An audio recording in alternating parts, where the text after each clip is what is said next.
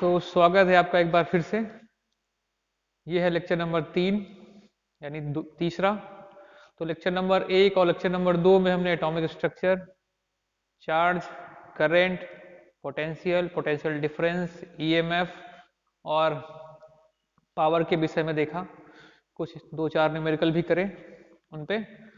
तो आज हम उसी क्रम में आगे बढ़ रहे हैं और आज आपको देखते हैं फिर से हम एनर्जी के लिए और कुछ न्यूमेरिकल्स डिस्कस करेंगे इस लेक्चर में, जो चार्जेस पे, करंट पे और पावर पे और एनर्जी पे बेस्ड होंगे, जो विभिन्न परीक्षाओं में पूछे गए हैं या उनके उस प्रकार के प्रश्न पूछे जाने की संभावना है। तो शुरू करते हैं आज का लेक्चर।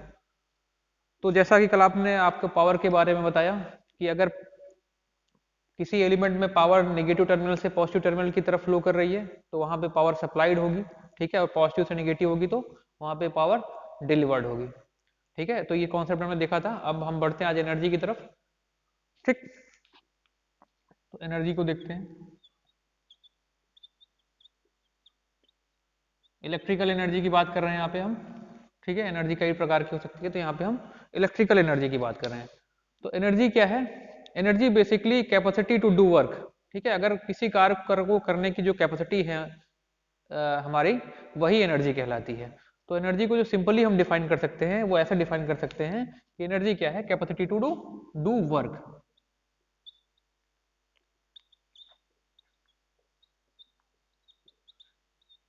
ऐसे हम एनर्जी को डिफाइन कर सकते हैं। अगर हम इलेक्ट्रिकल एनर्जी के बारे में समझेंगे, ठीक है। तो इलेक्ट्रिकल एनर्जी क्या है? मान लीजिए कोई हमारे पास डेल्टा क्यू चार्ज है, ठीक है। हमने ले लिया लेट डेल्टा क्यू चार्ज, ठीक है। हमारे पास डेल्टा क्यू चार्ज है और हमने उसको किसी कंडक्टर में फ्लो कराना है। मान लीजिए हमारे पास ये एक कंडक्टर है, ऐसा ये कंडक्टर है, ठीक है। इस कंडक्टर में हमको डेल्टा क्यू चार्ज फ्लो कराना है। तो फ्लो कराने के लिए हमने बताया था कि कहीं पे चार्ज फ्लो कराना होगा तो हमको पोटेंशियल अप्लाई करना पड़ेगा, यानी प्रेशर अप्लाई करना पड़ेगा। तो हमने मान लिया यहाँ पे कोई हमने पोटेंशियल वी अप्लाई कर दिया, ठीक है। हमने पोटेंशियल वी अप्लाई कर दिया इस कंडक्टर के cross.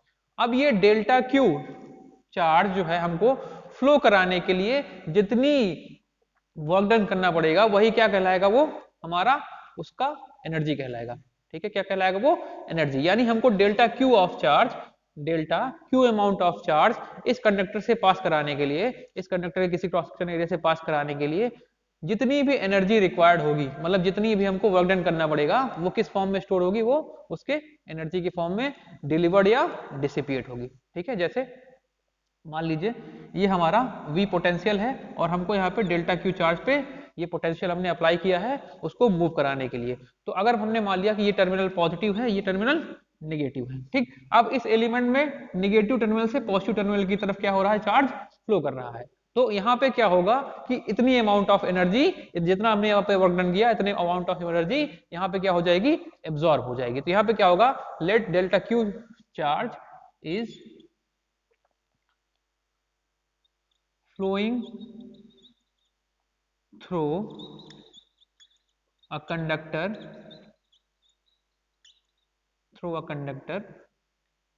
from positive terminal to negative terminal, ठीक है। पॉजिटिव टर्मिनल से नेगेटिव टर्मिनल की तरफ फ्लो कर रहा है। Then the energy is absorb.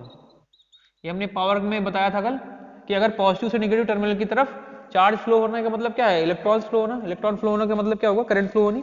अगर ये ऐसे पॉजिटिव टू नेगेटिव टर्मिनल की तरफ हमारे चार्जेस फ्लो हो रहे हैं तो उसका मतलब क्या हुआ कि वहां पे एनर्जी का एब्जॉर्प्शन हो रहा है। अब वो एनर्जी कितनी होगी? ठीक है, कल हमने पोटेंशियल का फॉर्मूला देखा था, वहां से वो कितनी हो जाएगी? Delta W equal to V delta Q, ठीक है। तो यहां से अगर हम पर यूनिट टाइम की बात करें तो ये कितना हो जाएगा? Delta W upon delta T equal to V delta Q upon delta T.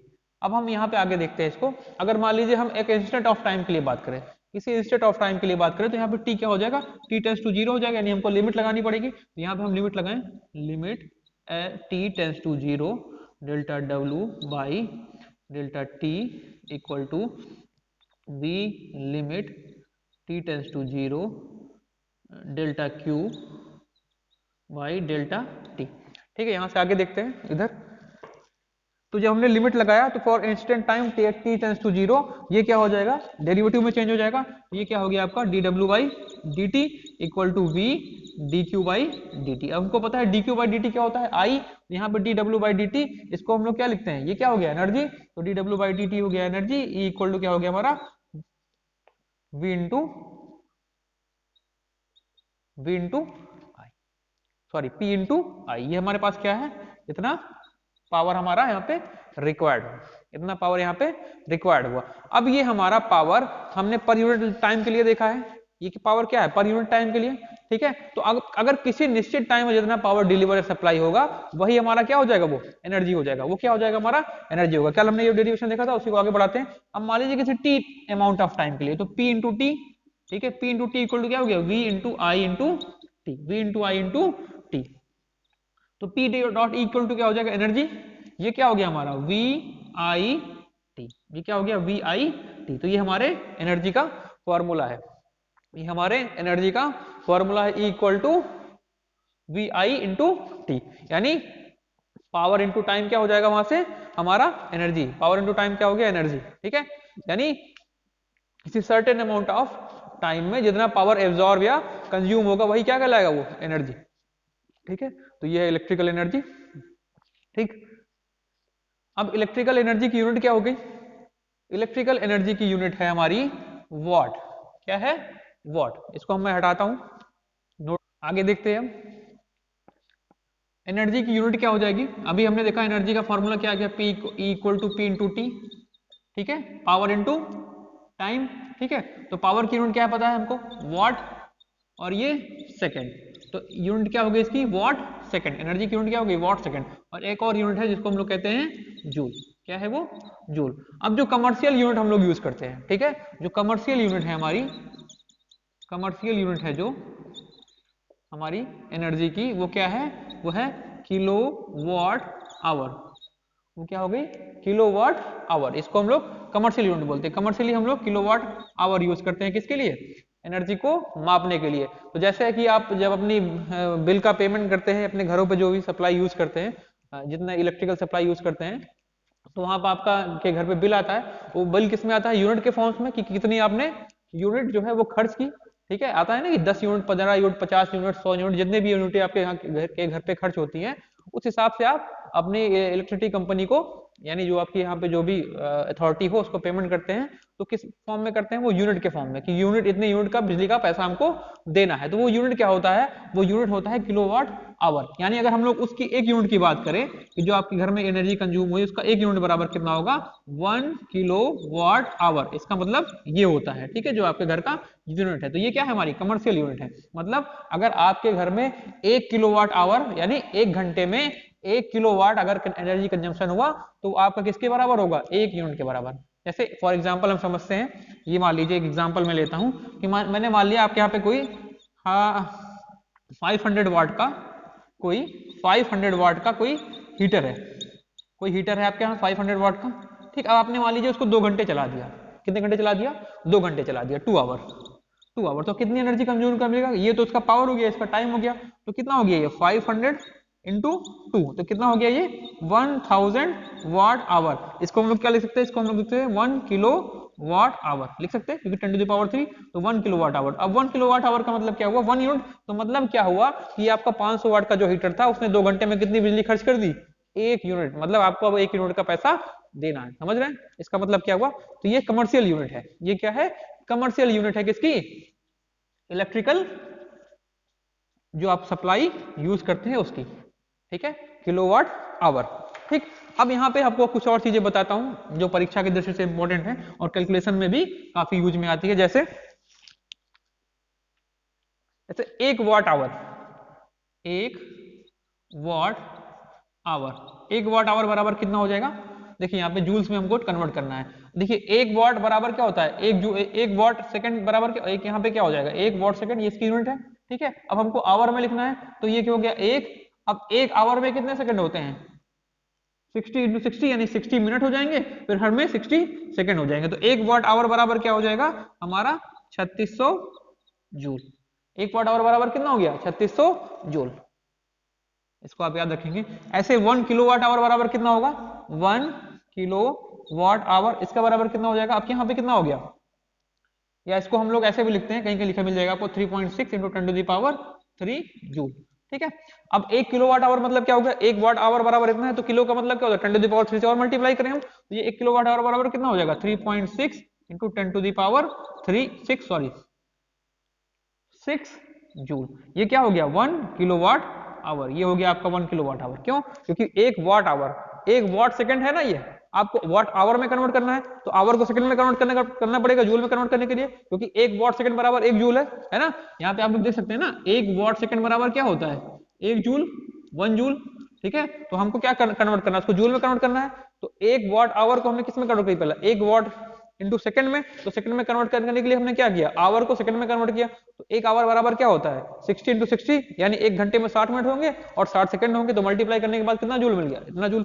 ठीक है, और ये अब कभी कभी परीक्षाओं में क्या होता है, ये कैलोरी में मान पूछ लेता है, इसका मान कैलोरी में पूछ लेता है कि कैलोरी में कितना मान होगा 1 किलोवाट आवर का। तो हमको पता है क्या कि 1 कैलोरी मतलब 1 कैलोरी बराबर कितना होता है, 1 कैलोरी बराबर कितना होता है 4 पॉइंट नियर अबाउट 18 जूल।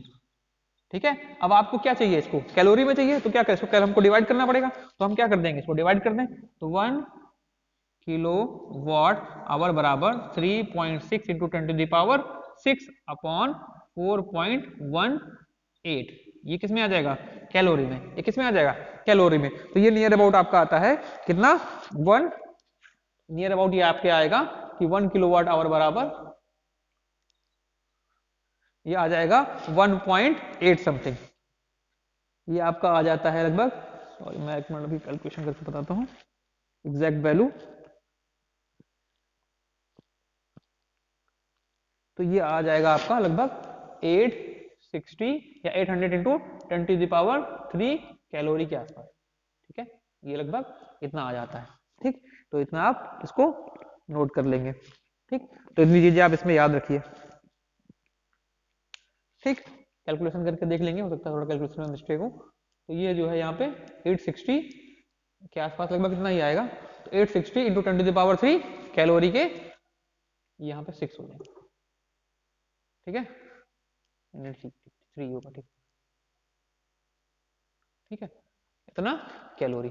ठीक, आगे बढ़ते हैं,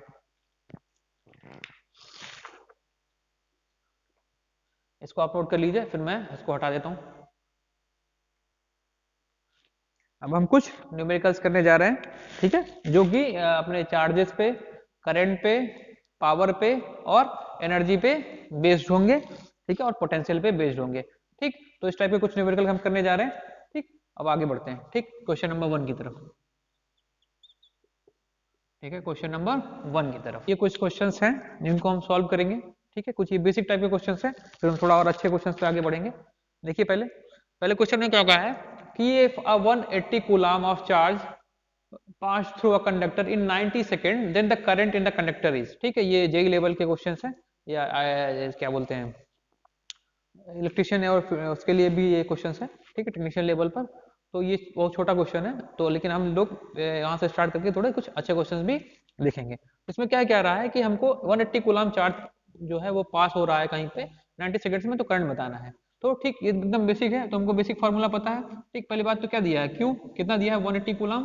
ठीक, और दूसरा क्या दिया हुआ है हमको, टाइम कितना 90 सेकेंड। ठीक, तो आई इक्वल टू क्या हो जाएगा, क्यू बाई टी पता है सीधे हमको, तो क्यू कितना दे दिया 180, टी कितना हो गया हमारे पास 90, तो करंट कितनी आ गई 2 एम्पियर। सीधा आंसर है। ठीक है, ये सीधा आंसर, इस तरीके से ये लगेगा। ठीक, कभी कभी क्या होता है कि यहाँ पे नंबर एक कूलम ना दे करके हमको नंबर ऑफ चार्जेस दे देगा कि नंबर ऑफ इलेक्ट्रॉन्स इतने पास हो रहे हैं किसी पॉइंट से, तो हमको चार्ज बताना होगा, तो हमको करंट बतानी होगी। सबसे पहले तो हम वहां पे क्या करेंगे, वहां पे हम लोग क्यू कैलकुलेट कर लेंगे, कहां से, क्यू इक्वल टू एन से, यानी number of electrons into electronic charge से मल्टीप्लाई करके क्यू को हम लोग याद कर लेंगे और फिर इस फॉर्मूले में रख के उसको आगे बढ़ा देंगे। तो ये क्वेश्चन कुछ ऐसा भी हो सकता है। ठीक है, अब दूसरा क्या है, energy required to move a 200 coulomb through a 10 volt. ठीक है, यानी हमको अगर 10 वोल्ट के थ्रू 200 कूलम को चार्ज, हमको 200 कूलम का चार्ज अगर पास कराना है तो कितनी एनर्जी का रिक्वायरमेंट होगा। अभी हमने एनर्जी की डेफिनेशन में आपको बताया।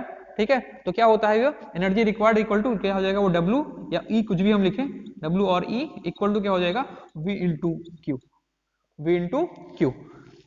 ठीक है, तो कितना हमारे पास चार्ज है, हमारे पास चार्ज है 200, ठीक है, और वोल्टेज कितना दे रखा है हमारे पास 10, तो ये कितना हो जाएगा हमारे पास, E इक्वल टू कितना आ गया 2000 वॉट, ठीक है, इंटू सेकेंड, इतनी एनर्जी हमको रिक्वायर्ड होगी। ठीक है, नेक्स्ट क्वेश्चन देखें। नेक्स्ट क्वेश्चन क्या कह रहा है, अगला क्वेश्चन ये कह रहा है कि a conductor has a constant current of 4 ampere, how many electrons passes a fixed point on the conductor in 2 minutes। ठीक है, यहाँ पे ये वाट सेकंड की जगह हम लोग जूल भी लिख सकते हैं। ठीक, तो आप चाहे जूल लिखें वाट सेकंड, यूनिट दोनों सेम होती है, ये और करके आप जूल भी लिख सकते हैं। अगर आपको ऑप्शन जो है वो जूल में दिया हो तो आप जूल में रखेंगे। ठीक है, तो अ कंडक्टर कह रहा है कि एक कंडक्टर है जिसमें एक करंट जो पास हो रही है 4 एम्पियर की, और इनका कहना है कि कितना इलेक्ट्रॉन वहां से पास होगा एक फिक्स पॉइंट से 2 मिनट के अंदर। ठीक, तो हमको दिया क्या है, सबसे पहले करंट दे दी है आई, कितना 4 एम्पियर, ठीक है, और हमको क्या दे दिया है, और हमको इन्होंने दिया है टाइम कितना 2 मिनट। 2 मिनट का मतलब क्या होगा, 2 इंटू 60 सेकेंड यानी 120 सेकेंड। इसको हम सेकंड में कन्वर्ट कर लेंगे क्योंकि हमको सेकंड में डील करना है। तो हमको निकालना क्या है, number of electrons, number of electrons निकालने हैं, मतलब हमको निकालना क्या है एन, क्या निकालना है एन, नंबर ऑफ इलेक्ट्रॉन्स। तो ये कहां से मिलेगा, Q equal to N E से, क्या कहां से मिलेगा, Q equal to N E से। तो उसके लिए हमको क्या चाहिए होगा Q, और Q कहां से मिलेगा, यहां से हमको पता है क्यों, I इक्वल टू क्या होता है Q by T, I equal to क्या होता है Q बाई टी। तो I हमको I कितना दिया है 4, Q हम कैलकुलेट कर लेंगे किससे 120, तो Q इक्वल टू कितना आ गया 480 कूलम, Q इक्वल टू कितना आ गया 480 कूलम, Q निकल गया। अब Q इक्वल टू क्या होता है एनी, Q इक्वल टू क्या होता है एनी, तो हम लोग यहाँ पे रख दें Q कितना हो गया 480, n हो गया, और E क्या है इलेक्ट्रॉनिक चार्ज, कितना होता है 1.6 into 10 to the power minus 19, तो n इक्वल टू कितना हो जाएगा, ये हो जाएगा 480 upon 1.6 into 10 to the power ऊपर जाके ये प्लस 19, इसको हम लोग डिवाइड करेंगे तो ये कितना जाएगा 3 into 10 to the power 22 electrons per second, इतने इलेक्ट्रॉन्स यहां से पास होंगे। कितने इलेक्ट्रॉन्स पास होंगे 3 into 22 electrons, 3 into 22 electrons per second, हर एक सेकेंड में इतने इलेक्ट्रॉन पास होंगे, इतने इलेक्ट्रॉन्स यहाँ पे क्या होंगे पर सेकेंड पास होंगे। तो इसको आप नोट कर लीजिए और फिर आगे प्रश्न पे हम लोग बढ़ते हैं। ठीक है, तो ये अगला क्वेश्चन देखिए आप, अगला क्वेश्चन क्या कर रहा है, determine the number of charges entering a terminal between t equal to 0 to t equal to 2 second if the current flowing through the terminal is given by this. ठीक है, हमको क्या दिया है कि एक करंट वेरिंग टाइम के साथ वेरिएबल करंट दे दी है। ठीक, ये करंट किसी टर्मिनल से एंटर कर रही है। ठीक, तो हमें ये बताना है कि t इक्वल टू 0 से t इक्वल टू 2 सेकंड के बीच उस टर्मिनल से कितने नंबर ऑफ चार्जेस इंटर करेंगे, यानी उस टर्मिनल से कितने नंबर ऑफ चार्जेस पास करेंगे। ठीक है, तो यहाँ पे दिया क्या है हमको, ठीक, फिर नंबर ऑफ चार्जेस की बात आ गई, यानी हमको कैलकुलेट क्या करना है, निकालना क्या है वो n, n कैलकुलेट करना है। इसके लिए हमको क्या चाहिए होगा, हमको निकालना होगा q। अब q कहां से मिलेगा, यहां से मिलेगा। ठीक है, लेकिन इस बार जो हमको i दिया हुआ है वो टाइम के साथ वेरिंग नेचर का दिया हुआ है, टाइम के साथ क्या दिया हुआ है वेरिंग नेचर का। तो हमने एक फॉर्मूला आपको लिखाया था जब हमने करंट बताया था, तो वहां पे टाइम के साथ वेरिंग चार्जेस के लिए और टाइम के साथ वेरिंग करंट के लिए भी एक रिलेशन है वो हमने बताया था। तो वहां से हम लोग ये फॉर्मूला रखेंगे Q T equal to integration of T not to T, ठीक, आई टी डी टी। ये फॉर्मूला आप मैंने यहाँ पे पढ़ाया था, आप पीछे जाके देख लेंगे। ठीक है, ये आपको लेक्चर नंबर 1 में मिलेगा। ठीक, तो यहाँ पे उसका डिस्क्रिप्शन में लिंक मिल जाएगा आपको। ठीक, तो यहाँ पे हम यहाँ पे बिट पुट करेंगे। ठीक, आप एक बात और आपको बता दें कि आप जो भी वीडियो सीरीज अगर 20 से देखना स्टार्ट करते हैं तो आपको जरूर कहीं ना कहीं कंफ्यूजन होगा, तो इसलिए अगर आप कभी भी स्टार्ट करें, ठीक, तो लेक्चर नंबर 1 से स्टार्ट करें और फिर पूरा देखें इसको। ठीक है, तो फिर यहाँ पे मैं वैल्यू पुट करता हूँ, ये क्यू टी इक्वल टू क्या हो जाएगा, ये हो गया टाइम कहाँ से कहाँ तक दिया हुआ है 0 से 2 सेकंड के लिए, आई टी आपको दे दिया 4 T square minus 2 T plus 3 D T. Integration करेंगे इसका तो ये कितना आ जाएगा Q T equal to, limit बाहर रखेंगे, ये हो गया 4 T cube by 3 plus 2 sorry minus 2 T square by 2 plus 3t। Limit रखनी है 0 से 2। ठीक है, ये तो कैंसिल हो गया। ठीक, इसको हम लिमिट पुट करें यहाँ पे, ये हो गया q इंटू टी, ये हो जाएगा आपका क्या 4/3, तो 2 क्यूब माइनस 0 क्यूब, तो 0 क्यूब का मतलब खत्म हो गया, तो 2 क्यूब कितना हो जाएगा वो 8 माइनस, अब यहाँ पे 4 square minus 0, 2 square minus 0 square तो कितना हो जाएगा 4। ठीक है, यहाँ पे प्लस 12 यानी सॉरी प्लस 6। ठीक है, प्लस 6 यानी 2 इन 2 माइनस 0 2 हो जाएगा, वो कितना हो जाएगा 6। ठीक है, इसको हम सॉल्व करेंगे तो ये कितना हो गया हमारा, ये हो गया 32/3 प्लस 6 माइनस 4, तो यहाँ पे कितना बचा ये 2, इसको हम हटा के लिख सकते हैं 2, ये हो गया प्लस 2, तो ये सॉल्व करने पे कितना आ जाएगा 3 2 6 और 38/3, 38/3, ये आपका क्या आ गया, ये आ गया इतना कूलाम चार्ज, इतना कूलाम चार्ज, यानी हम 0 से 2 सेकंड के बीच में इतना कूलाम चार्ज पास होगा। ये आपको मिल गया यहाँ से क्या Q, ये आपको मिल गया Q, T हट जाएगा यहाँ से क्योंकि हमने लिमिट पुट कर दी है। तो यहाँ पे कितना इतना कूलाम चार्ज, हमको निकालना क्या है नंबर ऑफ इलेक्ट्रॉन्स, तो हम लोग क्या करेंगे यहाँ पे, अब Q इक्वल टू एनी वाला फॉर्मूला लगा दे, Q इक्वल टू एनी, तो Q कितना मिल गया हमको 38.8/3 equal to n into 1.6 into 10 to the power -19। इसको यहाँ पे सॉल्व करेंगे आगे। ठीक है, तो ये हमारा हो गया n इक्वल टू 38/1.6 इंटू 3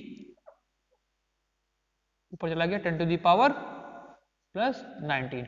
इसको सॉल्व करेंगे तो n इक्वल टू आ जाएगा कितना 38/4.8 इंटू 10 टू दी पावर 19, तो ये हमारा यहाँ से ये हो जाएगा 380। इसको सॉल्व करेंगे तो n इक्वल टू आ जाएगा 7 पॉइंट समथिंग आएगा, 7.59 ऐसे समथिंग आएगा, 10 to the power 19 electrons, 10 to the power 19 electrons, ये आपका आंसर आएगा। कैलकुलेशन आप चेक कर लेंगे, हो सकता है थोड़ा मिस्टेक हो। ठीक है, बाकी सब ठीक है, ये आपका थोड़ा अच्छा क्वेश्चन है, इसको आप नोट डाउन कर लीजिए, फिर नेक्स्ट क्वेश्चन पे बढ़ते हैं। तो ये अगला क्वेश्चन है, देखिए इसमें क्या दिया हुआ है, हमको पावर डिलीवर्ड निकालनी है, कितनी पावर डिलीवर्ड होगी किसी एलिमेंट को at t equal to 2 millisecond पे, जब हमको वहां पे करंट दिया हुआ है और वोल्टेज दिया हुआ है। ठीक है, करंट दिया हुआ है और वोल्टेज दिया हुआ है, थोड़ा अच्छा क्वेश्चन है ये, इसको देखेंगे कैसे हम सॉल्व करेंगे। देखिए करंट दी हुई है हमको, I इक्वल टू कितना दिया हुआ है 2 cos 100 पाई t। ठीक है, और लेकिन जो पोटेंशियल दिया हुआ है इन फॉर्म ऑफ हमको किस में दिया हुआ है, वोल्टेज किस फॉर्म में दिया है, करंट के फॉर्म में। तो हम क्या करेंगे, आप पहले पोटेंशियल निकाल लेंगे, तो V इक्वल टू क्या दिया हुआ है 4 इंटू आई, तो ये क्या हो जाएगा हमारा 4 इंटू 2 cos 100 पाई t, ये हो गया। ठीक है, तो यहां से हमको क्या मिल गया, ये 8 cos 100 पाई t। ठीक है, ये हमको मिल गया। V और I हमको क्या निकालना है, पावर, तो हमको पता है P इक्वल टू क्या होता है V डॉट I, बस दोनों की वैल्यू पुट करिए। P इक्वल टू कितना हो गया, तो ये हो गया 8 cos 100 पाई t into 2 cos 100 pi into t। ठीक है, ये हो जाएगा P इक्वल टू 2 इंटू 2 16, ये हो जाएगा cos square 100 pi into t। ठीक, ये हो गया। अब हमको पूछा क्या है, हमको कहा है कि at t equal to 2 millisecond पे पूछा है। ठीक है, तो पावर कब चाहिए, ये हमको ये टाइम के साथ वेरिंग पावर है, ये होगा pt। ठीक है, इसको हम लोग pt bt लिख सकते हैं यहाँ पे, ये हो जाएगा it। ठीक, इसको थोड़ा सा टाइम के साथ वेरिएबल है ना, इसको हम इस फॉर्म में लिखेंगे। ठीक है, ये भी हमको pt मिला है यहाँ पे, ये हमको मिला है p, टाइम के साथ वेरिंग है ना। ठीक, अब हमको किस में चाहिए, at t equal to 2 millisecond पे, तो हम क्या करेंगे, इसको वैल्यू पुट कर देंगे t की, तो अब हमको पावर मिलेगी क्या इंस्टेंट ऑफ टाइम पे, यानी इंस्टेंटेनियस पावर, वो कितनी हो जाएगी 16 cos square 100 pi into 10 to the power कितना है 2 millisecond, 2 into 10 to the power 3।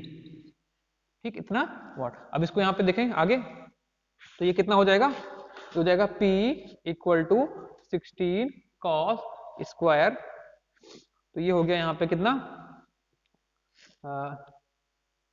Cos square 0.2 into pi.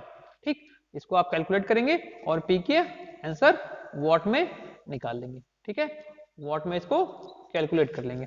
ठीक, ये 1.5 समथिंग आएगा। ठीक है, 1.5 ऐसा कुछ आएगा समथिंग। ठीक, तो ये आप कैलकुलेट करके इसको देखेंगे कि कितना आंसर आया। ठीक, तो ये एक अच्छा क्वेश्चन था, इसको सॉल्व करिएगा। तो आगे बढ़ते हैं। कभी कभी कुछ क्वेश्चन इंटरवल ऑफ टाइम पे आ जाते हैं, जैसे मान लीजिए हमको कहीं पे कोई क्वेश्चन ऐसे दिया हुआ है, ठीक है, इसमें उन्होंने टाइम को कुछ इंटरवल में दिया है। ठीक, जैसे वहां पे लिख दिया गया कि जो हमारी IT इंस्टेंटेनियस करंट है वो है समथिंग, कुछ भी लिख सकते हैं, मान लीजिए कोई कांस्टेंट दे दिया पहले, एट 3 एम्पियर है, कब तक, जब टी हमारा लेस देन 0 था। ठीक है, उसके बाद क्या कह देगा कि जो है हमारा, फिर जो हमारी IT करंट हो गई वो बाद में हो गई 4t²। ठीक है, जब हमारा t ग्रेटर देन 0 हुआ। ठीक है, लेस देन इक्वल टू तक ये क्या है, हमारी 3 एम्पियर थी, और जैसे ही t से आगे बढ़ा वो कितना हो गया, 40t²। इस इंटरवल के फॉर्म में क्वेश्चन आ जाते हैं, इस फॉर्म में क्वेश्चन देगा आपको। ठीक है, अब यहाँ पे सीधे हमको वो उसने करंट की इक्वेशन नहीं दी, इस फॉर्म में कुछ क्वेश्चन दिया, फिर हमको वो पूछ लेगा कि वहां पे बताओ हमको कि एट, या ये लिख देगा इन बिटवीन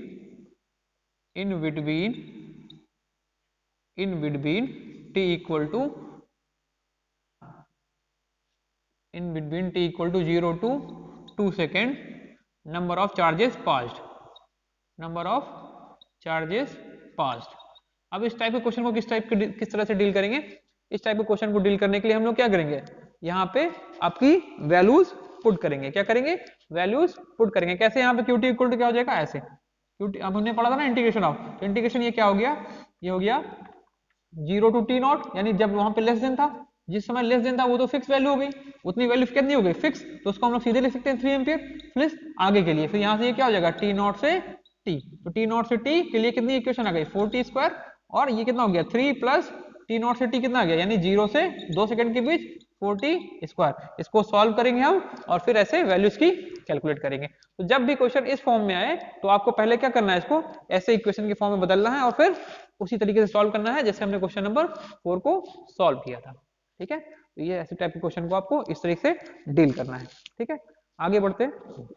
अब कुछ क्वेश्चन जो है हमारे एनर्जी कैलकुलेशन पे आते हैं, बेसिक इसी जो है एनर्जी कैलकुलेशन पे आ जाते हैं। कैसे एनर्जी कैलकुलेशन पे, जैसे मान लीजिए हमको उसने क्वेश्चन में दे दिया कि आपके घर में कुछ अप्लायंसेस लगे हैं, कुछ समथिंग अप्लायंसेस, मान लीजिए आपको दे दिया कि आपके घर में 4 बल्ब्स हैं, ठीक है, कुछ फैंस हैं, कुछ हमारे पास कोई और इलेक्ट्रिक अप्लायंसेस हैं।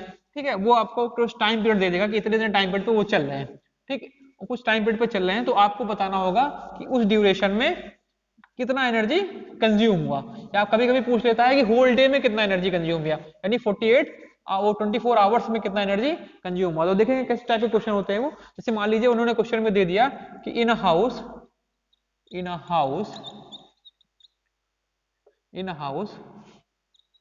There are 4 light bulbs glowing for 2 hours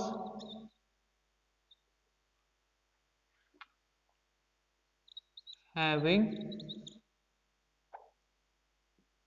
rating as 40 watt and 60 watt, 3 fans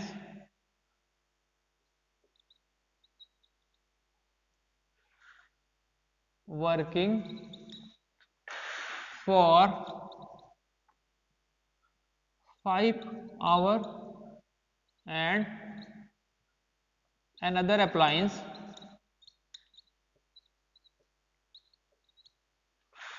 of 200 watt is operated for 5 hours, then calculate the total energy consumed during a day, consumed during a day, यानी 48 our में जो है आपको कितना energy consume हुआ ये आपको बताना है। ठीक है, यहां पे सब में लिख लेंगे पर डे, ये पर डे के लिए दिया हुआ है 5 आवर पर डे। ठीक है, यहाँ पे ये 2 आवर पर डे, ये भी पर डे के लिए ले लिए। ठीक है, 5 आवर पर डे, सब कुछ पर डे के लिए है। ठीक है, अब इसको कैसे कैलकुलेट करने के, हमको क्या बताया था, हमने बताया था आपको एनर्जी इक्वल टू क्या होता है, power into time. Energy equal to क्या होता है, पावर इनटू टाइम। ठीक, तो हमको सभी के लिए पावर अलग अलग दिया हुआ है, सभी के लिए अलग अलग टाइम दिया हुआ है, तो हम सबके लिए एनर्जी कैलकुलेट करेंगे।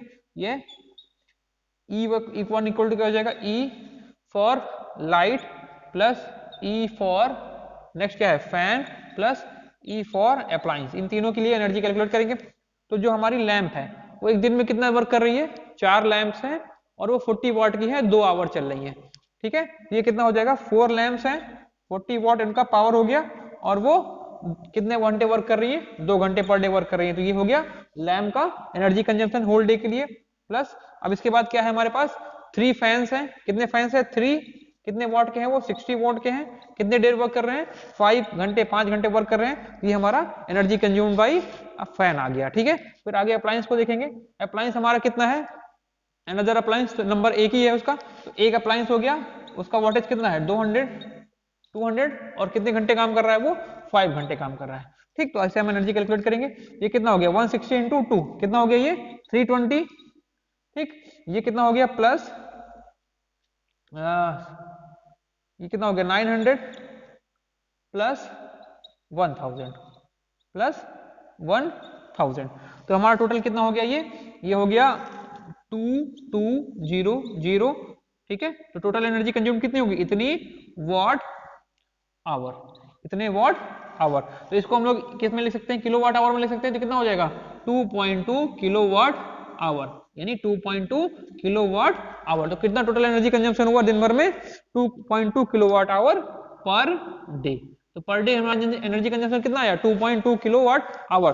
थोड़ी देर पहले जब हमने एनर्जी के बारे में बात करी थी तो हमने बताया था कि 1 किलो वाट आवर बराबर होता है 1 इलेक्ट्रिकल यूनिट, 1 कमर्शियल यूनिट। तो अगर हम लोग अपने एनर्जी मीटर में जाके देखेंगे, जो आपके घर में एनर्जी मीटर लगे होते हैं बिजली के मीटर, अगर हम वहां पे देखेंगे तो वहां पे वो कितनी यूनिट शो करेगा, वो शो करेगा आपको 2.2 यूनिट, यानी कितने यूनिट 2.2 यूनिट। यानी हम लोग ये कह सकते हैं कि पूरे दिन में उन्होंने कितनी एनर्जी कंज्यूम की, 2.2 यूनिट, कितनी 2.2 यूनिट, यानी फुल डे उन्होंने कितना एनर्जी कंज्यूम किया 2.2 यूनिट। तो इस टाइप के प्रश्न को इस तरीके से करते हैं, यानी हर एक इंडिविजुअल अप्लायंस के लिए, हर एक इंडिविजुअल कंपोनेंट डिवाइस के लिए आपको एनर्जी कंज्यूम करनी है और सबका समेशन कर देना है, और इस प्रकार से आपको 24 घंटे के लिए मिल जाएगा। ठीक है, कभी कभी वो इंटरवल ऑफ टाइम में देता है कि हमारा 4 लाइट बल्ब है वो दिन में 10 से 12 के बीच में जलता है, फिर शाम को 7 से 8 के बीच में जलता है, तो आप वहां से क्या करेंगे, उसका होल डे का जितना वर्किंग होगा वो निकाल लेंगे। मान लीजिए उसने कह दिया दिन में वो 10 से 2 चलता है, ठीक है, और शाम को वो 6 से 10 जलता है, तो दिन में 10 से 2 के बीच में 4 घंटे हो गए और 6 से 10 के बीच में 4 घंटे हुए, मतलब वो होल डे में कितना चला 8 घंटा। तो आपको ऐसे कुछ प्रश्न मिल जाएंगे जिसमें वो टाइम ड्यूरेशन देगा, कितने दिन ड्यूरेशन में ये चल रहा है। ठीक, तो वहां से आप उसका आवर कैलकुलेट कर लेंगे। ठीक है, तो हमको पता है ना एनर्जी इक्वल टू क्या होता है, पी इंटू टी। ठीक है, अब यहाँ पे एन भी दिया हुआ, नंबर ऑफ अप्लायंसेस तो एन पी इंटू टी हो जाएगा। ठीक है, जितने नंबर ऑफ एम्प्लॉइज इनटू उसका voltage into working hour per day, इस हिसाब से आप कैलकुलेट कर लेंगे और ये क्वेश्चन इस तरीके से करेंगे। तो उम्मीद है आपको इस टाइप के क्वेश्चन समझ में आए होंगे। तो आप अपने बुक से या जो भी आप सॉल्व कर रहे हो, जहां से भी जो भी बुक फॉलो कर रहे हो या प्रीवियस ईयर क्वेश्चन कोई सीरीज फॉलो कर रहे हो, ठीक है, कोई और बुक फॉलो कर रहे हो जिसमें प्रीवियस ईयर के क्वेश्चंस दिए हुए हैं, या आपके पास कोई बुक हो बेसिक इलेक्ट्रिकल की, तो उसके जाके आप न्यूमेरिकल्स करेंगे, इनके किसके, चार्जेस के, करंट के, पोटेंशियल के, एनर्जी के और पावर के। ठीक है, इनके जब आप न्यूमेरिकल करेंगे और जाके आप देखेंगे कि आपसे अब वो अच्छे से न्यूमेरिकल सारे हो जाएंगे। और अगर आपको कोई दिक्कत होती है तो आप जरूर कमेंट में करके हमें बताएंगे और उसको हम अपने नेक्स्ट वीडियो में इंक्लूड करेंगे उस चीज को, और फिर आपकी समस्या सॉल्व करने की कोशिश की जाएगी। ठीक है, एक चीज मैं आपको और बता दूं फिर मैं आगे बढ़ता हूं, इस क्वेश्चन को आप नोट कर लीजिए पहले। आगे बढ़ते हैं। जैसे मान लीजिए कुछ प्रश्न कभी कभी आते हैं जिसमें हमको कंपोनेंट से क्रॉस कौन सा कंपोनेंट पावर कितनी डिलीवर कर रहा है, कौन सा कितनी एब्जॉर्ब कर रहा है, इस प्रकार के प्रश्न आते हैं। जैसे मान लीजिए हमने कोई सर्किट ड्रॉ किया है, ये अभी मैं एकदम बेसिक क्वेश्चन देखता हूँ। ये मान लीजिए हमारा एक सर्किट है, यहाँ पे ये वोल्टेज सोर्स है हमारे पास ऐसे, ठीक है, ये 10 वोल्ट का वोल्टेज सोर्स है, ठीक है, ये 20 वोल्ट का ले लेते हैं, चलिए 20 वोल्ट का वोल्टेज सोर्स है। ये हमारे पास 5 ओम का एक रेजिस्टेंस है, ये 5 ओम का रेजिस्टेंस है, ठीक है। अब यहाँ पे हमको करंट दे दी गई है, अभी मैंने आपको करंट ज़्यादा कुछ पढ़ाया नहीं है, तो मैं आपको बता देता हूँ पहले ही कि करंट यहाँ पे कितनी आ जाएगी। ये हमारी मान लीजिए 2 एम्पियर की करंट दी हुई है, ये कन्वेंशन दिया हुआ है ऐसे, ठीक है। अब हमको यहाँ पे बताना है कि हर कंपोनेंट के क्रॉस पावर, और वो भी बताना है कि कहाँ पावर एब्जॉर्ब हो रही है और कहाँ पे पावर डिलीवर हो रही है। चलिए इसको हम लोग मानते हैं कंपोनेंट, हम लोग इसको मानते हैं एलिमेंट 1, इसको मान लेते हैं एलिमेंट 2, और इसको मानते हैं एलिमेंट 3। पावर का थोड़ा कॉन्सेप्ट और क्लियर करूंगा आपको। ऐसे थोड़े बड़े बड़े सर्किट्स आते हैं जिसमें आपको डिफरेंट कंपोनेंट्स के क्रॉस पावर कितनी डिलीवर हो रही है, कितनी ऑब्जर्व हो रही है, ये बताना होता है। तो अभी मैं बेसिक क्वेश्चन ले रहा हूँ। जब हम लोग सर्किट्स में आगे बढ़ेंगे, जब सर्किट से क्वेश्चन शुरू करेंगे केवीएल केसीएल के, या वहां पे जब आपको थोड़ा करंट, इससे आप फेमिलियर हो जाएंगे सर्किट से, फिर मैं आपको वहां पे पावर का कुछ एक दो क्वेश्चन करवा दूंगा जो आपके गेट में ईएस लेवल पे या अन्य जो है इंजीनियरिंग परीक्षाओं में पूछ जाते हैं, ठीक। तो अभी यहाँ पे मैं देखता हूँ, ठीक, मैंने कल क्या बताया था, पावर इक्वल टू क्या होता है, voltage into current. Power equal to क्या होता है, वोल्टेज इंटू करंट। तो हम लोग एलिमेंट 1 की बात करते हैं। एलिमेंट 1 को देखिए आप, एलिमेंट 1, ठीक, एलिमेंट 1 की बात करेंगे। तो एलिमेंट 1 का जो पावर होगा उसको हम लोग मानते हैं PE1, ठीक है, ये मान ले।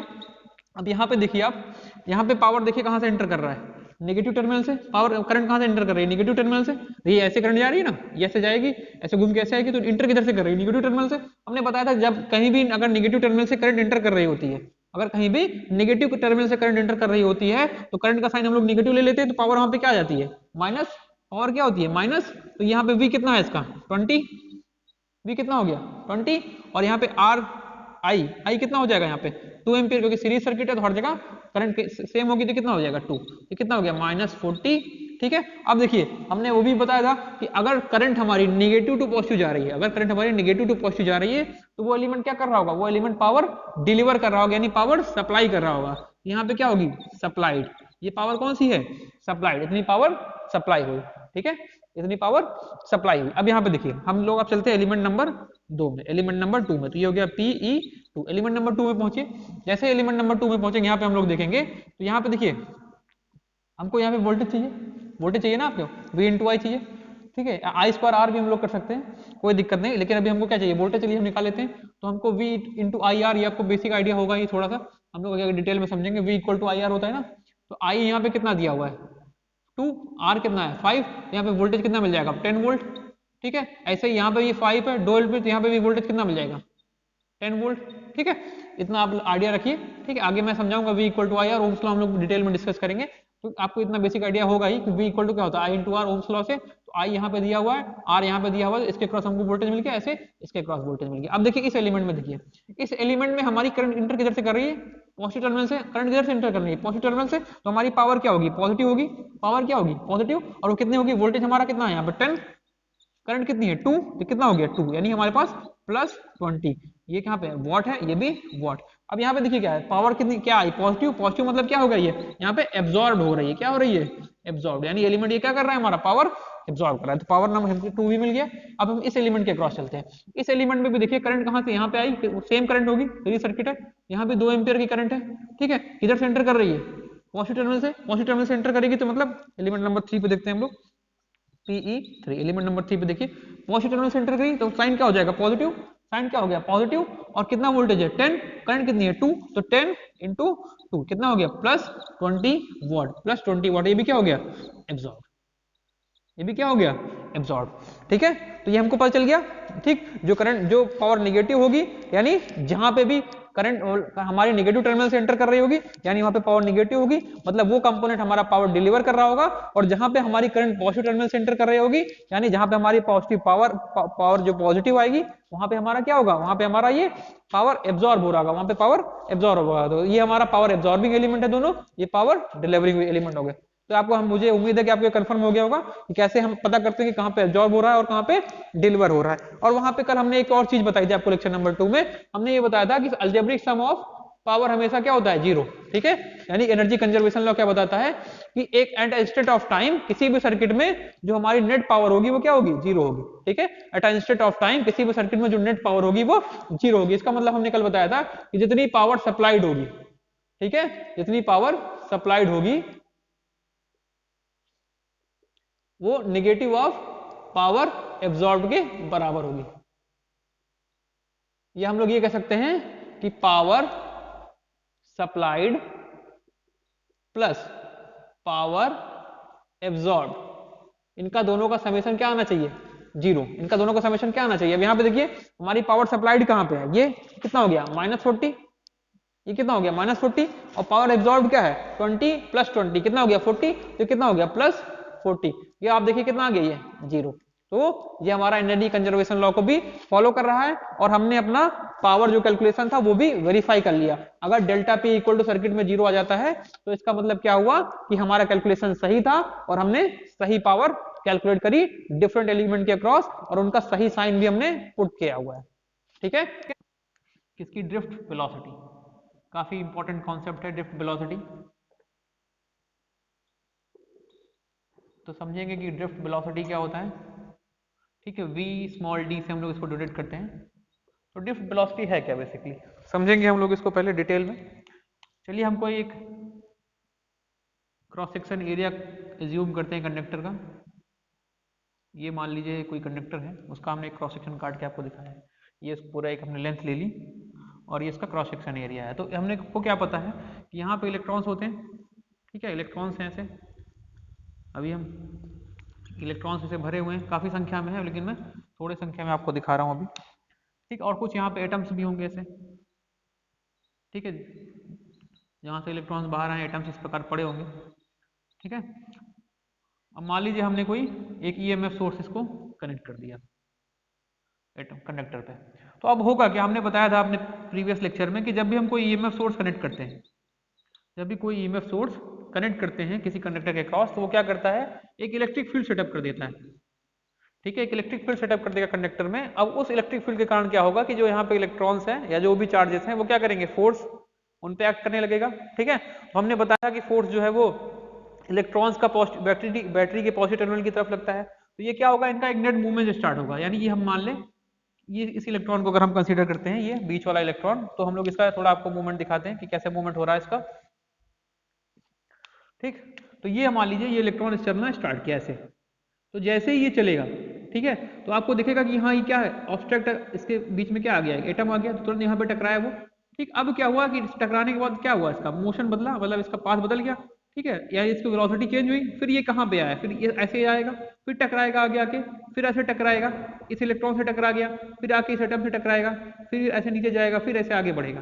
ठीक है, तो एटम्स मतलब इलेक्ट्रॉन्स क्या है हमारे, इस पूरे के पूरे जो हमारा कंडक्टर का पोर्शन है उसमें टकराते हुए आगे बढ़ते हैं। ठीक है, यानी लगातार उनकी वेलोसिटी चेंज होती रहती है। ठीक है, यहाँ पर टकराएगा तो वेलोसिटी चेंज होगी, यहाँ पर टकराएगा तो फिर वेलोसिटी चेंज होगी, फिर इंक्रीज करेगी, क्योंकि लगातार फोर्स लग रहा है, क्योंकि फील्ड में रखे हुए हैं, तो वेलोसिटी लगातार क्या होती रहती है, उनकी चेंज होती रहती है। इसी वजह से हमारे इलेक्ट्रॉन की वेलोसिटी कभी इनफाइनाइट नहीं होती, क्योंकि फोर्स तो हमारे तक लगातार लग रहा है। ठीक, अगर ऑब्स्ट्रक्शन नहीं होगा तो वेलोसिटी इनफाइनाइट हो सकती है, क्योंकि एटम से लगातार वो टकराता रहता है, इसलिए उसकी वेलोसिटी क्या होती है, लगातार बदलती रहती है। तो अब हमको जो ये यहाँ पे वेलोसिटी चेंज हो रही, अब क्योंकि हमको यहाँ पे क्या देखना है, इसका ड्रिफ्ट देखना है कि कितना वो किस स्पीड से फ्लो कर रहा है। तो यही जो डिफरेंट वेलोसिटीज है उनका जब हम एवरेज निकालते हैं, उनका जब हम लोग एवरेज कैलकुलेट करते हैं, तो वही वेलोसिटी हमको क्या कहलाती है, ड्रिफ्ट वेलोसिटी। यानी ड्रिफ्ट का मतलब ही होता है बहना। ठीक है, यानी इलेक्ट्रॉन किस वेलोसिटी से आगे बह रहे हैं, क्यों, क्योंकि यहाँ वेलोसिटी का हम लोग एवरेज क्यों लिया, क्योंकि वेलोसिटी लगातार चेंज हो रही है, हर कोलिजन के बाद वेलोसिटी में क्या आएगा, चेंज आएगा। ठीक है, वो फिर वेलोसिटी अटेंड करेगी कुछ, ठीक है, पर जीरो हो जाएगी कोलिजन के बाद, फिर वहां से बढ़ेगी। ठीक है, फिर इंक्रीज करेगी, फिर दूसरे टर्म से टकराएगी या दूसरे इलेक्ट्रॉन से टकराएगी, फिर जीरो होगी, फिर क्योंकि फोर्स लगातार लग रहा है फिर इंक्रीज करेगी, फिर डिक्रीज करेगी। तो इस तरीके से लगातार क्या होता है, वेलोसिटी उसकी चेंज होती रहती है। तो इस टोटल वेलोसिटी का, यानी इलेक्ट्रॉन की कोलिजन में जितने भी इलेक्ट्रॉन जहां जहां भी कोलाइड कर रहा है, इलेक्ट्रॉन से कोलाइड कर रहा है, एटम से कोलाइड कर रहा है, उन सारी वेलोसिटीज का जब हम लोग एवरेज लेते हैं, तो जो हमको एवरेज वेलोसिटी मिलती है जिससे वो इलेक्ट्रॉन आगे बढ़ रहा होता है कंडक्टर में, वही क्या कहलाती है, हमारी ड्रिफ्ट वेलोसिटी। क्या कहलाती है वो, ड्रिफ्ट वेलोसिटी। तो ड्रिफ्ट वेलोसिटी को हम लोग क्या लिख सकते हैं, इसको लिख सकते हैं कि average velocity by which, average velocity by which electron moves, moves को हम लोग ड्रिफ्ट भी कह सकते हैं, drift moves in a conductor when a potential source या ईएमएफ सोर्स, कुछ भी लिख सकते हैं, is applied to it is known as drift velocity. ये हो गया ड्रिफ्ट वेलोसिटी का definition, is known as drift velocity. जो जनरली हमारी ड्रिफ्ट वेलोसिटी होती है इलेक्ट्रॉन्स की, वो नियर अबाउट होती है, यानी हमारी जो ड्रिफ्ट वेलोसिटी होती है वो नियर अबाउट होती है 10⁻⁻5 मीटर पर सेकंड के आसपास। ठीक है, तो जनरली जो हमारी ड्रिफ्ट वेलोसिटी है लगभग वो 10⁻⁴ -4 ऑर्डर में होती है। तो ये लगभग हमको ड्रिफ्ट वेलोसिटी मिलती है। तो आपको उम्मीद है कि ड्रिफ्ट वेलोसिटी का कॉन्सेप्ट समझ में आया होगा। ठीक है, करंट और ड्रिफ्ट वेलोसिटी का एक रिलेशन भी है, हम लोग आगे जब कुछ न्यूमेरिकल करेंगे तो आपको बता देंगे वहां पे, थोड़ा आगे चल के। ठीक, वहां पे कुछ न्यूमेरिकल कराएंगे, फिर आपको वहां पे ड्रिफ्ट वेलोसिटी का एक फॉर्मूला भी हम बता देंगे। ठीक, I इक्वल टू NEAVD, आपने इंटर या अपनी पिछली कक्षाओं में इसको पढ़ा होगा, I इक्वल टू NEAVD। ठीक है, उसको हम लोग आगे देखेंगे। अभी के लिए आप इसको नोट कर लीजिए, नोट करना चाहें तो, फिर मैं इसको हटाता हूं। ठीक।